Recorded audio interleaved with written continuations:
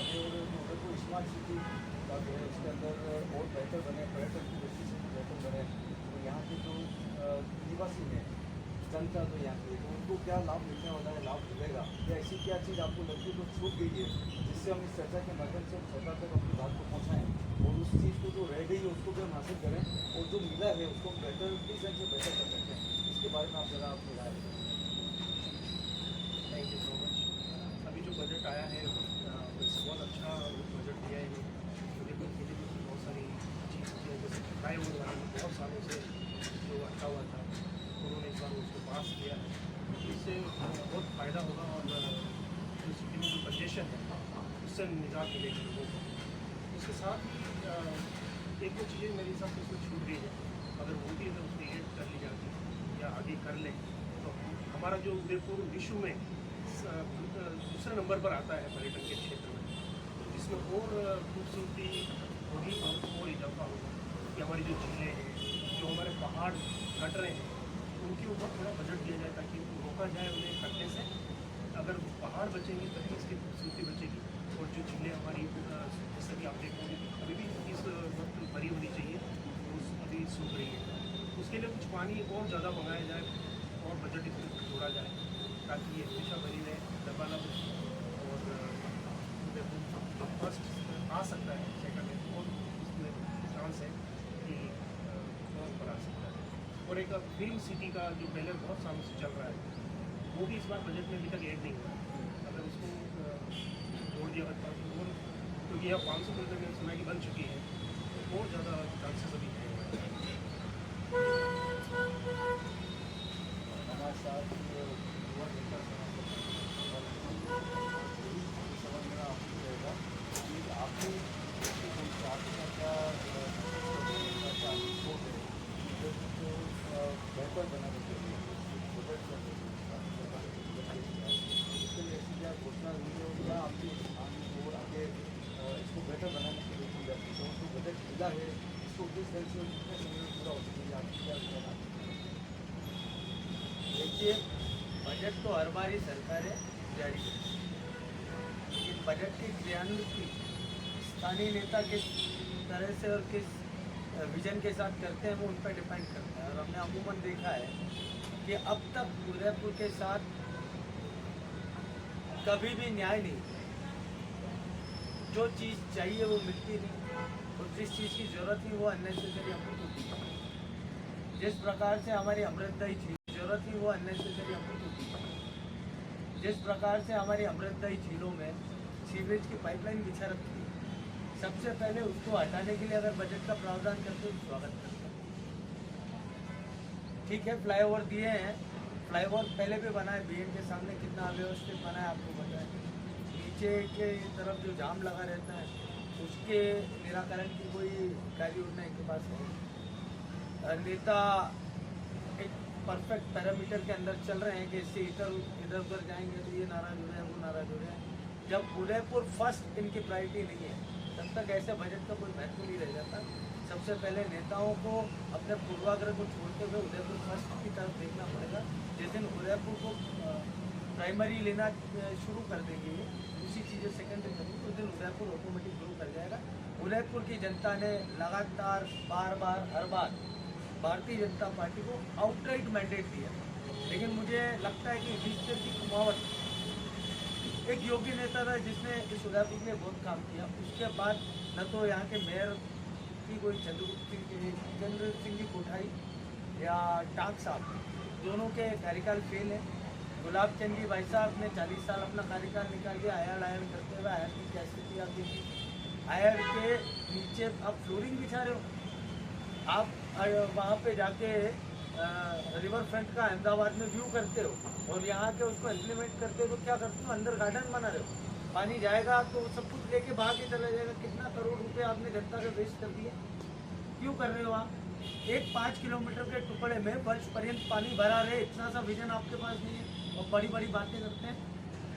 अब जरूरत ये है कि उदयपुर की जनता जागे, उदयपुर की जनता अपने हितों के लिए खड़ी हो और इस प्रकार के बजट हमने कई गए हैं, कई आए हैं, इसकी क्रियान्विति पर ज़्यादा फोकस हो, प्रॉपर तरीके से हो, चैनलाइज तरीके से हो, तो मुझे लगता है उदयपुर को मिलेगा। बाकी अभी तक तो हाथ नहीं है। आपके हिसाब से जो ये मुद्दे आपने बताया है कि जो नेता विपक्ष हो, तो आपको क्या लगता है कि ऐसा कौन सा अभी उदयपुर के अंदर ऐसा भावी नेता है किसी भी पार्टी से हो जो आपकी सोच को आपके मुताबिक ऐसा हो कि ये बंदा ऐसा है जो उदयपुर के लिए सोच के आगे बढ़ सकता है, आप इस माध्यम से आप बता सकते हैं इसके लिए कि उदयपुर के अंदर अच्छा काम हो सकता है?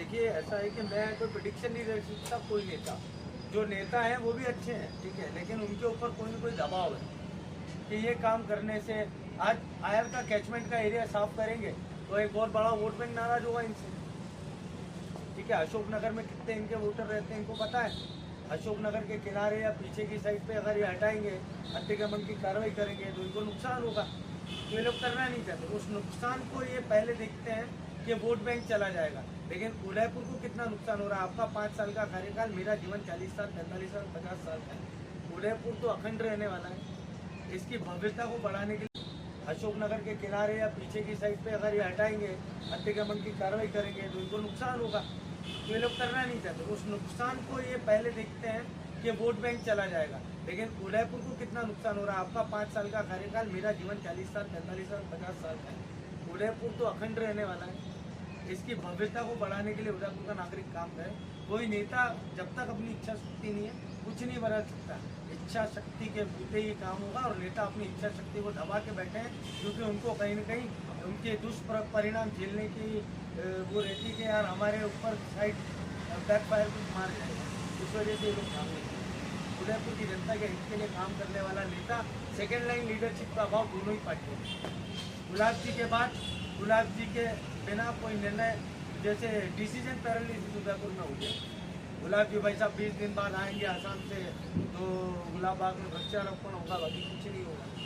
तो एक पंगु बना दिया है यहाँ पे नेताओं को। कुछ नेताओं ने बंधुआ मजदूरों की तरह काम कर रहे हैं, बंधुआ मजदूरी और गुलामी छोड़े यहाँ के जो स्थानीय जनप्रतिनिधि है तो उदयपुर का भला हो। एक सवाल मेरा जैसा कि आप भाई साहब ने बताया कि कुछ नेता जो है वो उसको अपनी इच्छा शक्ति नहीं रखते हुए काम के सबका तो अपने किया, लेकिन एक बात ये सोचने की कि 25 साल से भाजपा का बोर्ड है, नगर निगम का।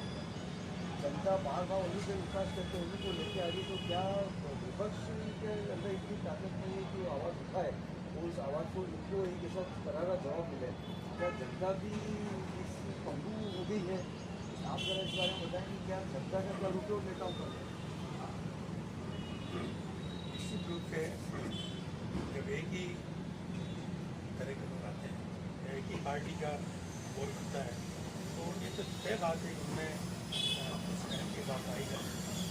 दूसरा ये कि वो सुनना बंद कर देते हैं, कोई कुछ कह रहा है तो इग्नोर कर देते हैं, कोई पत्र अगर लिखते हैं तो उस पत्र को कोई ध्यान नहीं देता है।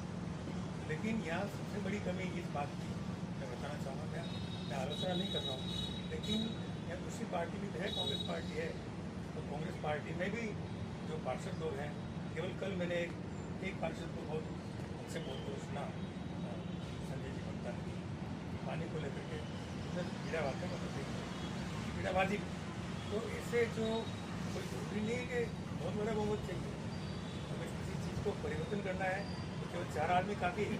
तो कांग्रेस में जो इतने लीडर हैं उन लोगों के लिए मेरी बात नाराजगी है कि भाई आप क्यों दब रहे हैं? आप इस मामले पर आपको विरोध करना चाहिए, खुल करके बोलना चाहिए। अगर ये बीजेपी का ठीक नहीं है तो उसका विरोध करें और अच्छे सजेशन दें, तो फिर जनता आपके साथ होगी। क्या आपको ऐसा नहीं लगता है कि विपक्ष के जो नेता हैं वो आजकल जो सरकार है अगर लिखते हैं तो उस पत्र को कोई ध्यान नहीं देता है। लेकिन यहाँ सबसे बड़ी कमी इस बात की मैं बताना चाहूँगा, मैं आलोचना नहीं कर रहा हूँ, लेकिन यहाँ दूसरी पार्टी भी तो है, कांग्रेस पार्टी है, तो कांग्रेस पार्टी में भी जो पार्षद लोग हैं, केवल कल मैंने एक पार्षद को बहुत अच्छे बोलते हुए सुना, संजय जी भक्ता ने, पानी को लेकर के कीड़ा बात है, मतलब कीड़ाबाजी। तो ऐसे जो कोई जरूरी नहीं है कि बहुत बड़ा बहुमत चाहिए, हमें किसी चीज़ को परिवर्तन करना है तो केवल 4 आदमी काफ़ी है। तो कांग्रेस में जो इतने लीडर हैं उन लोगों के लिए मेरी बात नाराजगी है कि भाई आप क्यों दब रहे हैं? आप इस मामले पर आपको विरोध करना चाहिए, खुल करके बोलना चाहिए। अगर ये बीजेपी का ठीक नहीं है तो उसका विरोध करें और अच्छे सजेशन दें तो फिर जनता आपके साथ होगी। क्या आपको ऐसा नहीं लगता है कि विपक्ष के जो नेता हैं वो आजकल जो सरकार है जिसका भी वोट बना उसके हाँ में हाथ जाता है? ऐसा करने से क्या है कि उनको ज़्यादा ताकत नहीं मिलती कि हम नहीं कर रहे हैं तो हम यहाँ करें? निश्चित रूप से आपका कहना बिल्कुल सही है। ये बहुत सही बात कहना बहुत मुश्किल मामला है। और ये जो विरोधी दल है कांग्रेस वाले, ये लोग इन लोगों की चुप्पी भी एक बहुत बड़ा प्रश्न खड़ा करते हैं कि भाई आप लोगों की गलत बात के ऊपर भी आप चुप क्यों आए। मैं ये कहना चाहूँगा कि निश्चित रूप से उनको बोलना चाहिए, और यदि वो बोलना शुरू करेंगे तो जनता बोले। जनता कुछ नहीं सोचती, हो रहा है आग में इसके देखो नुकसान हो रहा तो हो रहा है, लेकिन जब उसके साथ में कोई हिम्मत उसके सामने आएगा तो जनता बोलेगी। मेरा निवेदन है कि जो भी कांग्रेस के नेता हैं, लीडर हैं, उनको लीडर से बोलना चाहिए। बोलने का मतलब ये नहीं कि अपन कोई का से लड़ाई कर रहे हैं, लेकिन जो गलत है तो गलत है, सही है तो सही है, इतनी हिम्मत तो होनी चाहिए, ऐसा मेरा मानना है। जैसे इंदौर की जनता ने किया वैसा होने के लिए जनता को भी जागरूक होना चाहिए, क्योंकि पहले इंदौर सफाई में बहुत पीछे था, लेकिन वहाँ की एकदम जनता जागरूक हुई और आज इंदौर पिछले 9 सालों से नंबर 1 है। और देखो आप कितना साफ सुथरा और हो गया, तो उदयपुर की जनता भी हमसे सबक लेके और देखिए भाई साहब, इंदौर हुआ है तो वहाँ के नगर निगम के लोगों ने इंदौर फर्स्ट को चुना। यहाँ पे तो डस्टबिन हटा के उस पर भी भ्रष्टाचार कर, डस्टबिन बेच कर खा गए। क्या आपका क्या चाहिए? आइए आपके सबकी भावनाएं, जिसकी भावनाएं थी सभी निकली, आपने प्रकट की है। यूट्यूब पे हमारे ऑल इंडिया सारे हमारे सब्सक्राइबर हैं, व्यूअर हैं, सारे सुन रहे हैं। लेकिन आपकी बात का छोटा जवाब देना चाहता हूँ। बात जहाँ तक आप पॉजिटिव करेंगे, अच्छी बात करेंगे, सकारात्मक उसके निर्णय, उसके परिणाम मिलते रहते हैं। अगर आप कोई नकारात्मक बात करेंगे तो नकारात्मक मिलेगा, आगे कोई आपको सहयोग मिलता नहीं। तो वास्तव में मैं आप सबसे निवेदन करना चाहता हूँ, मैं सभी से, अगर आप राजनीति में हैं, वास्तव में वक्त वो था जब वोट पड़ रहे थे, 2-3 महीने मिलते। जो 4 आदमी काफ़ी है, तो कांग्रेस में जो इतने लीडर हैं उन लोगों के लिए मेरी बात नाराजगी है कि भाई आप क्यों दब रहे हैं। आप इस मामले में आपको विरोध करना चाहिए, खुल करके बोलना चाहिए। अगर ये विजय का ठीक नहीं है तो उसका विरोध करें और अच्छे सजेशन दें तो फिर जनता आपके साथ होगी। क्या आपको ऐसा नहीं लगता है कि विपक्ष के जो नेता हैं वो आजकल जो सरकार है जिसका भी वोट बना उसके हाँ में हाथ जाता है? ऐसा करने से क्या है कि उनको ज़्यादा ताकत नहीं मिलती कि हम नहीं कर रहे हैं तो हम यहाँ करें? निश्चित रूप से आपका कहना बिल्कुल सही है। ये बहुत सही बात कहना बहुत मुश्किल मामला है। और ये जो विरोधी दल है कांग्रेस वाले, ये लोग इन लोगों की चुप्पी भी एक बहुत बड़ा प्रश्न खड़ा करते हैं कि भाई आप लोगों की गलत बात के ऊपर भी आप चुप क्यों आए। मैं ये कहना चाहूँगा कि निश्चित रूप से उनको बोलना चाहिए, और यदि वो बोलना शुरू करेंगे तो जनता बोले। जनता कुछ नहीं सोचती, हो रहा है आग में इसके देखो नुकसान हो रहा तो हो रहा है, लेकिन जब उसके साथ में कोई हिम्मत उसके सामने आएगा तो जनता बोलेगी। मेरा निवेदन है कि जो भी कांग्रेस के नेता हैं, लीडर हैं, उनको लीडर से बोलना चाहिए।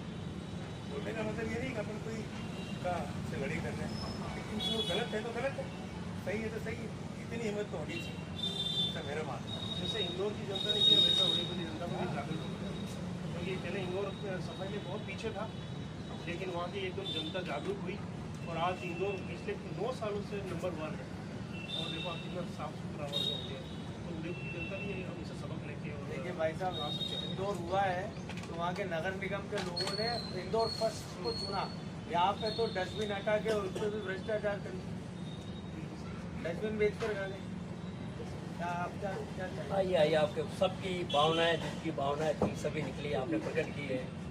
यूट्यूब पे हमारे ऑल इंडिया सारे हमारे सब्सक्राइबर हैं, व्यूअर हैं, सारे सुन रहे हैं। लेकिन आपकी बात का छोटा जवाब देना चाहता हूँ। बात जहाँ तक आप पॉजिटिव करेंगे, अच्छी बात करेंगे, सकारात्मक उसके निर्णय, उसके परिणाम मिलते रहते हैं। अगर आप कोई नकारात्मक बात करेंगे तो नकारात्मक मिलेगा, आगे कोई आपको सहयोग मिलता नहीं। तो वास्तव में मैं आप सबसे निवेदन करना चाहता हूँ, मैं सभी से, अगर आप राजनीति में हैं, वास्तव में वक्त वो था जब वोट पड़ रहे थे, 2-3 महीने मिलते हैं, सभी अपना प्रदर्शन करते हैं, सभी अपना अच्छा ही दिखाते हैं, उस पर वोट ले लेते हैं। वास्तव में समय वो होता है, आज आप उस पर नहीं कर रहे हैं, आज जो बजट डिक्लेयर हो चुका है उस पर कर रहे हैं। तो आइए हमारे साथ मौजूद हैं जसवंत जी झुंडावत जो RSS से भी जुड़े हुए हैं, तो आप बताइए बजट के बारे में। यहाँ तक सबसे पहले हमारे सबका स्वागत है और मेरे को बुलाया बहुत बहुत धन्यवाद। बजट क्या दिया है इसमें चर्चा करनी कर सकता है कि मेरे दिल सभी का स्वागत है। हालांकि बजट के बारे में मुझे ज़्यादा ज्ञान नहीं है, तो तीन मुद्दे मेरे आँखों के सामने आए हैं। जैसे कि आप सभी को ज्ञान होगा, सूरजपुर चौराहे का जो वापस पुनर्निर्माण हो रहा है, तो ये जो घटना है ये काफ़ी वर्ष से हो ही रही है। तो ये विषय भी मतलब एक सोचनीय है कि हम इस पर क्यों नहीं सोचते, क्योंकि एक ही चीज़ को बार बार निर्माण किया जाता है। हम नई चीज़ के बारे में सोचते हैं, बजट निकाला जाता है, परंतु जो पुरानी चीज़ें हैं उन्हीं पर पुनर्निर्माण बार बार किया जा रहा है, तो कहीं ना कहीं ये भी भ्रष्टाचार का संकेत देता है हमें। और इसके अलावा जो यातायात व्यवस्था भी अभी इम्प्लीमेंट हुई थी जगदीश मंदिर के आसपास, जहाँ पर काफ़ी इश्यूज रहते हैं वाहनों को लेकर, तो इसके ऊपर भी मतलब सोचा जा सकता है कि इसको कैसे चेंज किया जाए। और अभी जो भी गर्मी निकली थी, हम सभी ने अनुभव किया कि कहीं ना कहीं ग्लोबल वार्मिंग बढ़ गई है और इसका क्या दुष्परिणाम हो सकता है वो हमने सिर्फ अभी अनुभव किया है, और इसका बहुत बड़ा दुष्परिणाम आने वाले भविष्य में हम सभी को जानने को मिलेगा। तो पर्यावरण की दृष्टि से भी हम सोचें कि पहाड़ क्यों काटे जा रहे हैं, अवैध खनन क्यों हो रहा है, और कहीं ना कहीं हम दूसरी मॉडल्स को भी इम्प्लीमेंट कर सकते हैं। जैसे कि सिक्किम के बारे में सुनने को मिलता है कि वहाँ की यातायात व्यवस्था काफ़ी अच्छी है, तो वहाँ पर अभी रिसेंटली AI मॉडल का भी उपयोग हुआ है यातायात व्यवस्था को सुचारू रूप से चलाने के लिए। चालान का भी वहाँ पर इम्प्लीमेंटेशन हुआ है, और वहाँ पर पर्यावरण को लेकर भी काफ़ी लोग जागरूक हैं। मतलब यही है कि उदयपुर के लोग भी जागरूक हों, ना सिर्फ नेता। हम किसी के ऊपर मतलब आपत्ति नहीं कर सकते कि ये नेता, ये इस पार्टी का नेता काम नहीं कर रहा है या फिर नगर निगम काम नहीं कर रहा। सभी अपनी अपनी दृष्टि से उनको जैसी सूझबूझ है वैसा कार्य कर रहे हैं, परंतु जनता का भी उसमें इन्वॉल्वमेंट हो, थोड़ा जागरूक हो पर्यावरण को लेकर। जैसे कि मैंने आपको बताया सिक्किम में पेड़ों को काटा नहीं जाता है, वहाँ पर पेड़ रखा जाता है और उसके बीच में से घर का निर्माण किया जाता है। तो वो बहुत ही अच्छा इम्प्लीमेंटेशन है वहाँ के स्टेट गवर्नमेंट के द्वारा भी। और कहीं ना कहीं कोई भी अगर चीज़ अच्छी चीज़ इम्प्लीमेंट होती है तो वहाँ की जो लोकल लोग हैं, जो भी वहाँ के स्थानीय नागरिक हैं, उन्हीं का उसमें बहुत ही महत्वपूर्ण भूमिका होती है। तो इन चीज़ों पर विचार किया। ये बहुत अच्छी बातें चल रही हैं ग्रुप में। मैं पंकज जी ने भी बताया, आपने भी बताया। जो सबसे पहले तो अरावली पर्वत वाला वास्तव में बहुत बड़ा इश्यू है, बहुत बड़ा दाग है उदयपुर ने, ऑल राजस्थान, ऑल इंडिया। वास्तव में पर्वत श्रृंखलाएँ काटी जा रही, उनके बड़े बड़े अधिकारी जो भी यहाँ पे बैठे हैं पर्यावरण से संबंधित है, सेंटर वाले, कोई कार्रवाई नहीं हो रही। बहुत दुख होता है हमें भी जान के। और साथ ही जो आपने बताया जो पट्टे की बात है, 252 पट्टे की चलती है, 272 पट्टे, वास्तव में बहुत लंबा इशू चल रहा है। वो अब कांग्रेस से भी उठाया जा चुका है। और जहाँ तक बात करें भाजपा की, तो अभी तारा देवी यहाँ के विधायक है, 2-3 दिन पहले पेपर में आया है, उन्होंने भी इसके खिलाफ आवाज़ उठाई है। चल रहा है, बहुत अच्छी बातें यहाँ हो रही है। इसी सिलसिले में हम हमारे जो न्यूज़ ब्रॉडकास्ट इंडिया के अध्यक्ष है नरेंद्र जी का, तो आपसे भी, चाहे बीजेपी की सरकार आई या कांग्रेस की आई, हाई कोर्ट बेंच के लिए कब से जंग लड़ रहे हैं, उसका बजट में कोई जिक्र नहीं है। बीजेपी हो या कांग्रेस हो, कितनी भी सरकारें आती है, इसके बारे में न तो कोई सोचता न निर्णय लेता है। और उदयपुर के आसपास ग्रामीण अंचल से लोग न्याय के लिए जोधपुर आना जाना सबको मालूम है। इसके लिए न तो उदयपुर का कोई नेता सोचता है, न राजस्थान के सोचता है। दूसरी बात है उदयपुर के पेयजल की समस्या, जिलों की नगरी के होते हुए भी मतलब अपन को शर्म आनी चाहिए कि 2 दिन में 3 दिन में एक बार पानी मिलता है, वो भी पीने लायक तो मिलता ही नहीं, सबको पता है। तो ये सरकारों से अपन मांगते हैं कि कम से कम स्वस्थ आदमी रहे और अच्छा पानी पीने के लिए मिले, उदयपुर की जनता को न्याय मिले, यही मेरा कहना है। धन्यवाद। उदयपुर की जनता को सुलभ न्याय मिले, स्वच्छ पानी मिले, वास्तव में बहुत बातें हैं। लेकिन हमारे साथ न्यूज़ ब्रॉडकास्ट इंडिया के हमारे महासचिव जितेंद्र माथुर साहब जो खुद ही होटल व्यवसायी हैं, तो इस बजट में होटल व्यवसाय के बारे में क्या मिला उसके बारे में आप बताएं। अभी तक तो इतना महत्वपूर्ण ऐसी चीज़ है विदेश बजट के अंदर इसके अंदर की स्पेशली होटल व्यवसाय को ज़्यादा महत्व है और होटल व्यवसाय जो यहाँ का चलता है उसका प्रमुख जो सोर्स है वो कहीं न कहीं जिले और अराउंड वाले वो पता लग रहा है उसके और ये दो समस्याएं इतनी बड़ी है उधरपुर शहर की और आसपास के जो छोटे मोटे गाँव हैं वो इससे काफ़ी इफेक्ट होते हैं तो जहाँ खेती का सोर्स है वो खेती के लिए भी पानी पर्याप्त नहीं होता है